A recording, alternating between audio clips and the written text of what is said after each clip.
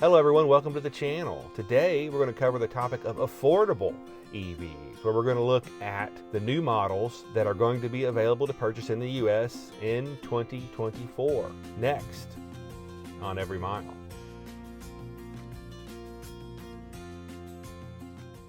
Before we go any further, it'd be a great help if you would like this video and subscribe to the channel. Thank you very much. Let's talk for just a moment about affordability. It makes sense if a manufacturer is starting out, they need to make the most money they can from each car. And so you have Rivian and Tesla that started out with over $70, $80, $100,000 cars. Lucid, same way right now. Let's face it, that's not the real world for almost all buyers. So in order for EVs to reach mass adoption and be an option for regular families and normal people with normal salaries, we need affordable prices. We need sub $40,000 prices. A couple of these options do have the $7,500 tax credit, which if you qualify, so be sure do your research and check with the financial professional, but if you qualify, that $7,500 comes off the price of the car. So it's just a deduction in the price. So that's a huge win for everyone who's able to take advantage of that. So we're looking at starting prices below $40,000. They have to be a brand new model that was not previously available, and they have to be available to purchase in calendar year 2024, at least according to the manufacturer. Starting with the least expensive and working our way up, the Fiat 500e is coming to the US in 2024, starting at $34,095. It has a 149 mile range. I love the red color, and this launch edition is very sharp. Has 117 horsepower, and for me, this is where the car kind of lets me down quite a bit, is a 0 to 60 time of 8.5 seconds. So it kind of takes away from a little bit of the fun factor in my opinion. But you do get a low speed warning. It has a custom composed, quote, sound of 500, end quote. So I guess that could be fun. There is no tax credit available, but Fiat is already saying that they will apply the $7,500 to leases. So if you're planning on a city runabout car that you don't need a lot of miles, or you're charging it at home every evening, this would be perfectly fine, and it looks like a lot of fun, except for that sort of excruciating 0 to 60 time. Next, Volvo EX30. This is a really cool small car that I am interested in seeing myself. It's Volvo's smallest and, interestingly, fastest EV. The single motor extended range starts at $34,950, and that's rear wheel drive.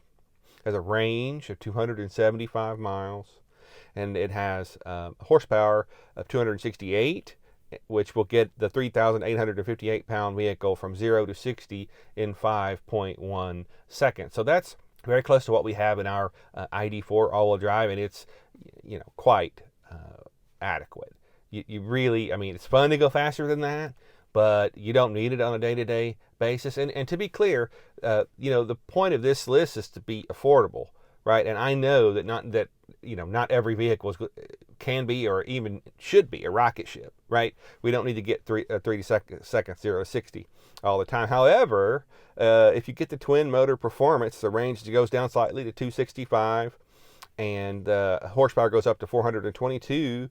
And the 0 to 60 goes down to 3.4 seconds, which is kind of awesome regardless. Top trim of Ultimate Twin Motor starts at $47,895. So you see there is quite a range there. And it's going to be small. So it's going to be in the Bolt EUV size category, or the Kia Niro size category. All the manufacturers here will be going to the NACS Tesla charging standard native. So the position of the charge door is going to become increasingly important if you're going to use the Tesla supercharger network. If you're not, then it doesn't matter. If you charge at home, I say this a lot in my videos, if you are the type of person that can charge at the office or charge at home, then these fast charge speeds or locations of the charger are really less important. But if you're like me and do road trips, then you are going to be interested to know that port is on the driver's side rear, just like Tesla Tesla cars. So what does that mean? That means that you can back right into a Tesla supercharger and plug right in without any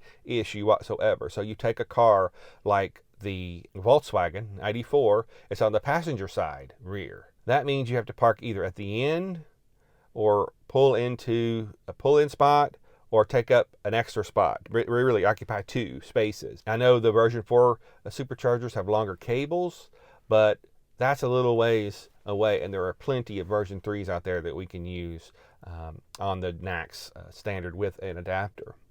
So keep that in mind. So the Volvo EX30 is not made in the U.S. In fact, I think it's made in China. Let me know if I'm missing something.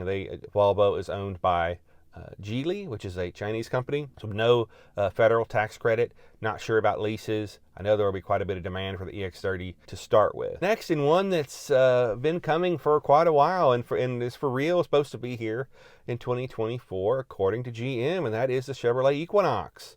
So this is a really I think good-looking car, and the specs are impressive as well for the price. So based on GM's Ultium platform, and then they have had lots of issues manufacturing Ultium cars, not only with the batteries, but with software. And I understand those things are being worked out. And so I believe that this is a volume seller and that they will be able to produce them. So starting price, $34,995 for the base, the 1LT, which will be available in late, according to GM, late 2024. And get this, it has 319 mile range for less than $35,000. It is front wheel drive.